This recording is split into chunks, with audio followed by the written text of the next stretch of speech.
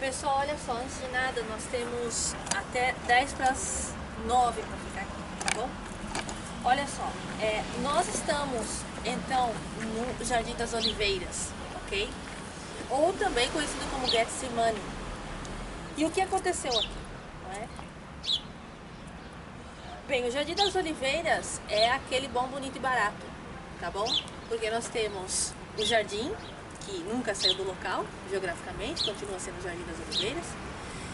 Nós temos a história que conecta Jesus com o jardim, não é? E nós temos a tradição do outro lado da rua, tá bom? Agora, olha só.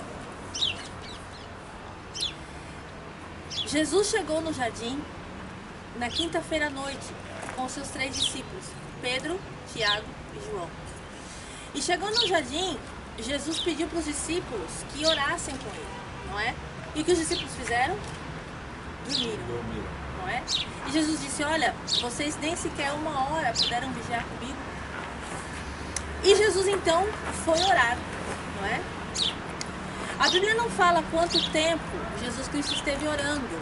Nós não sabemos o tempo que isso levou. Mas nós sabemos que ao final da oração, Jesus disse, Pai, se possível, passa de mim esse cálice, contudo, seja feita a tua vontade. E quando Jesus termina essa oração, então, entram no jardim os soldados romanos, Judas Iscariotes e o Sinédrio, a cúpula religiosa judaica. E Judas, então, com um beijo, trai a Jesus, não é? Muito bem. Agora, quando Jesus chega aqui com os discípulos, eles tinham saído do cenáculo, não é? Eles tinham chego aqui no jardim. E nós sempre vemos, ouvimos, e é verdade, não é mentira, não é falso, esse ensino é muito certo, de que Jesus, a obra redentora de Jesus foi feita na cruz, verdade? Na cruz. Porém, é importante nós entendermos que foi no jardim que Jesus tomou a decisão de ir para a cruz. Porque no jardim ele poderia ter dito não. Foi aqui no jardim. E a Bíblia fala que Jesus, depois de haver orado, ele entrou em agonia e ele suou sangue. Saiu sangue de Jesus. Dos seus poros saiu sangue. Esse fato de sangrar, não é? De sair sangue dos poros, isso é um fato natural raro, mas que acontece com algumas pessoas debaixo de extremo estresse, de uma situação muito difícil, ok? De esgotamento profundo, tanto espiritual, quanto mental, quanto físico. Jesus estava no pico do extremo. Ele estava no máximo da tensão, não é? Naquela quinta-feira à noite. Porque ele sabia o que iria acontecer.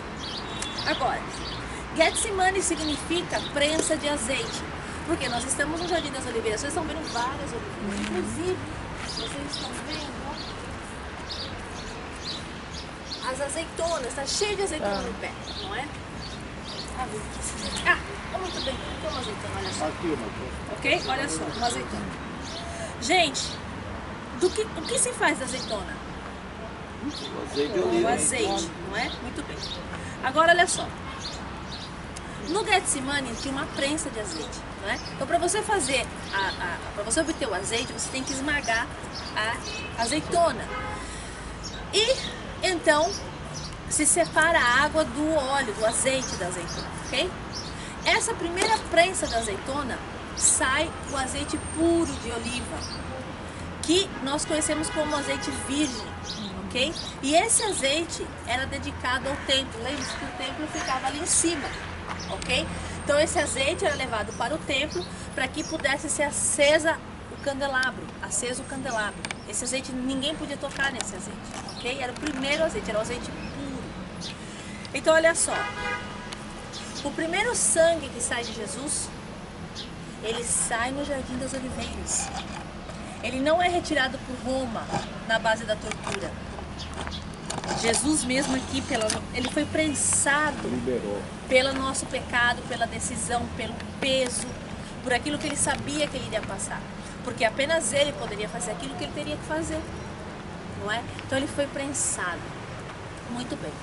Agora, um outro detalhe é que, se vocês se lembram, a história da humanidade começou onde? Jardim. No Jardim do Éden. Vocês se lembram disso? E o que existia no Jardim do Éden? 2 árvores. Vocês se lembram? 2 árvores. A Bíblia fala uma linguagem simbólica da Bíblia, todo o tempo, quase, Velho Testamento, que nós somos um jardim, que Deus é o jardineiro, que nós temos o Novo Testamento dá frutos, que se nós não dermos frutos enxertados na videira, enfim. A Bíblia fala muito de colheita, plantar e colher, termos agriculturais, ok? E Jesus no jardim, ele fecha um ciclo com a humanidade. Por quê? Deus, ele trabalha ao longo da história em ciclos. A nossa vida como seres humanos, nós temos um ciclo, nós não temos um ciclo, nós temos um sistema linear. O que significa isso? A partir do momento que nós nascemos, até o momento que nós morremos, é só pra frente. Você não tem como voltar. Você não tem como viver o ontem. Ninguém aqui pode voltar pro ventre da mãe. Sim, o que você fizer hoje, você fez. O que você não fez, talvez você faça amanhã. Talvez. Porque ninguém pode garantir que amanhã nós estaremos vivos. Alguém pode garantir que amanhã eu e você estamos vivos? Não, ninguém pode. Porque quem está vivo pode morrer, verdade? Agora, Deus não trabalha dessa forma. Deus não está preso ao tempo. Deus não está preso à circunstância. Deus não está preso a nenhuma condição. Deus não conhece o tempo como nós conhecemos. Nós estamos limitados pelo tempo. Deus não. Então a Bíblia fala que Deus trabalha em ciclos. Isso está muito falado na Bíblia. Quando ele diz, olha, eis que eu coloco um novo tempo diante de ti. Eis que eu te abro uma nova porta. Eclesiastes, há tempo para todas as coisas. Então Deus é cíclico. Ele trabalha em ciclos, não é? E no jardim, ele fecha um ciclo com a humanidade. Quando no jardim ele criou a humanidade, o homem pecou no jardim. E nos outros jardins, Deus então faz a redenção do homem. Através do momento que Jesus aceita ir para a cruz. Agora outro detalhe, gente. Quando Jesus chegou aqui com os seus 3 discípulos, os discípulos dormiram. Agora eu vou te fazer uma pergunta.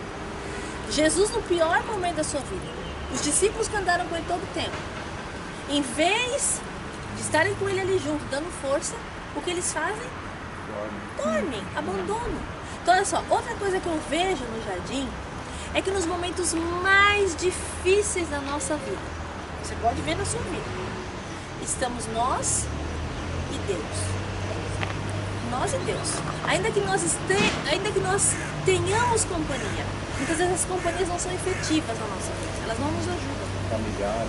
É nós e Deus. Então Jesus naquele momento estava entre ele e Deus no jardim das Oliveiras, ok? E aí, então, Jesus foi traído. Quando Jesus foi traído, com um beijo por Judas Iscariotes, percebam outra coisa, que a traição, ela nunca vem de uma pessoa estranha. Ela sempre vem de uma pessoa próxima, né? E ela é sempre muito sutil. Ninguém faz alvoroço para trair, não é? As pessoas vêm sutilmente. Judas traiu com um beijo, não é? E naquele momento que Judas trai Jesus, esse momento é lembrado lá depois pelo apóstolo Paulo, quando ele faz lá em 2 Coríntios 11, como que ele começa o texto? Jesus, na noite em que foi traído. Né? Então olha só, isso é um marco na vida das pessoas, né? Na noite em que ele foi traído, ele institucionalizou a Santa Ceia, né? Naquela noite que ele sabia que ele seria, porque ele sabia lá no cenáculo que ele ia ser traído, porque ele disse a Judas, olha, o que tem para fazer, faze logo. Ele sabia disso, né? Não é que Jesus não sabia, Jesus sabia, não é? Mas ele, na noite que foi traído, ele teve aquele gesto, então, de fazer a entrega dele mesmo, não é? Porque olha só, gente, você saber que você vai ser traído, qual será o pensamento de Jesus descendo do cenáculo para cá? O que será que Jesus pensava? Porque eu pergunto a você, Jesus era um homem, sim ou não? Sim. Será que Jesus não tinha medo? Claro. Será que Jesus não tinha fome? Tinha. Jesus não tinha sono? Tinha. Jesus não sentia dor? Tinha. Irmão, sabe por que eu creio em Jesus? Uma das coisas que me levou a crer em Jesus de uma forma muito forte, porque a Bíblia diz assim sobre Jesus, lá no livro de Isaías: homem de dores e que sabe o que é sofrer. Jesus sabe o que eu sofro, porque ele foi homem, ele sentiu o que eu senti.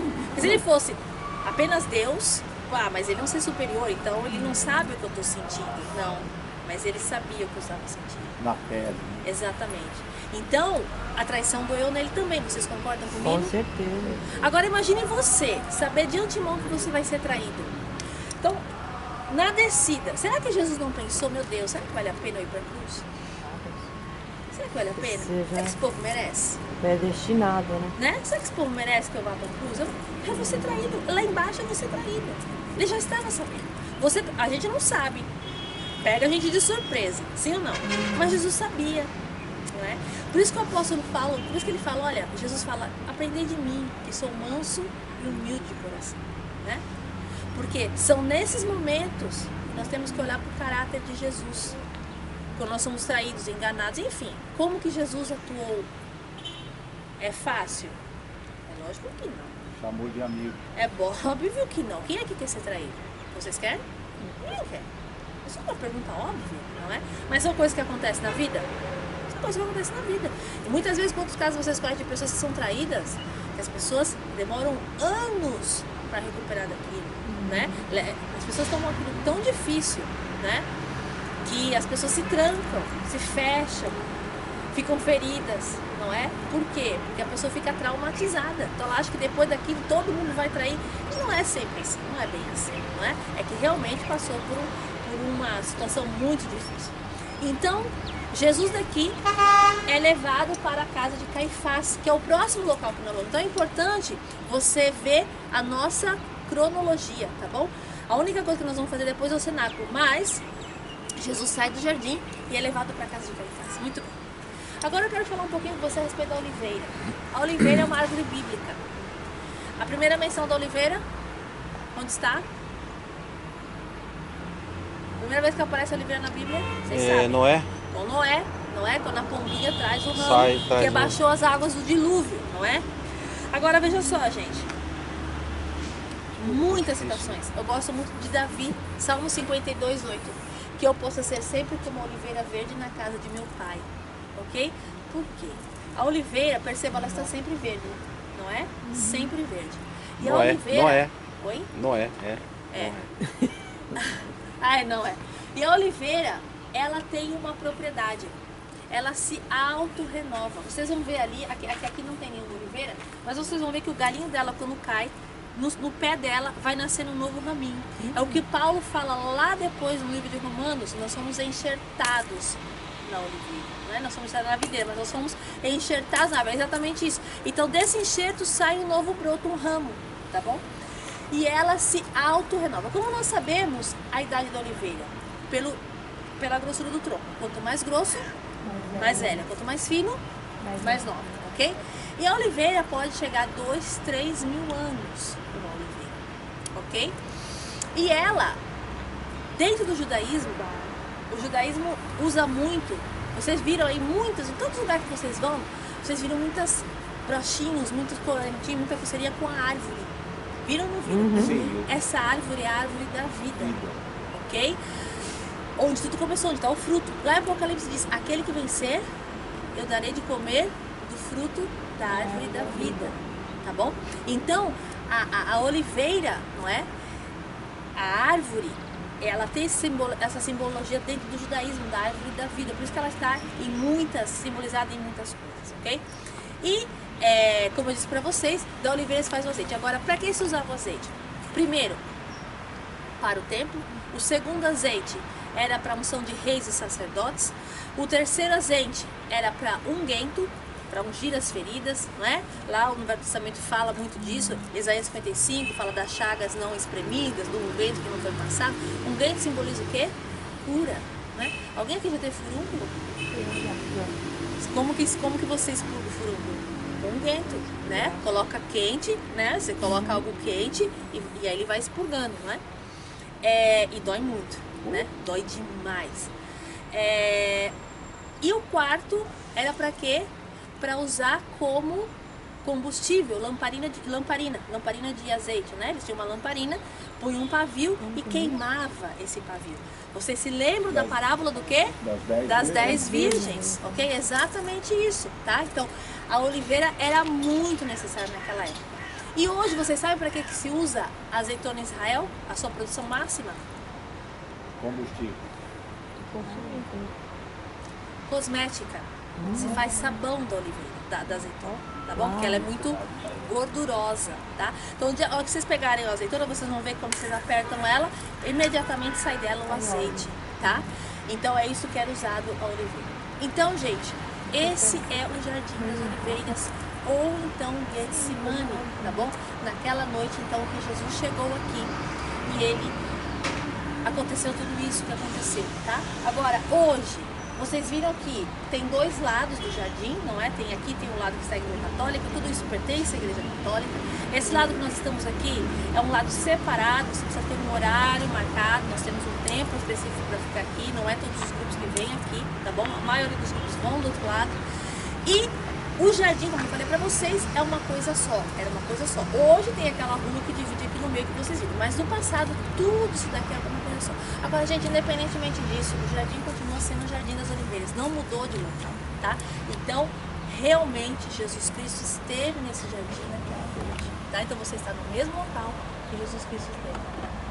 Enfim, pastor, eu passo a palavra para você. Sim.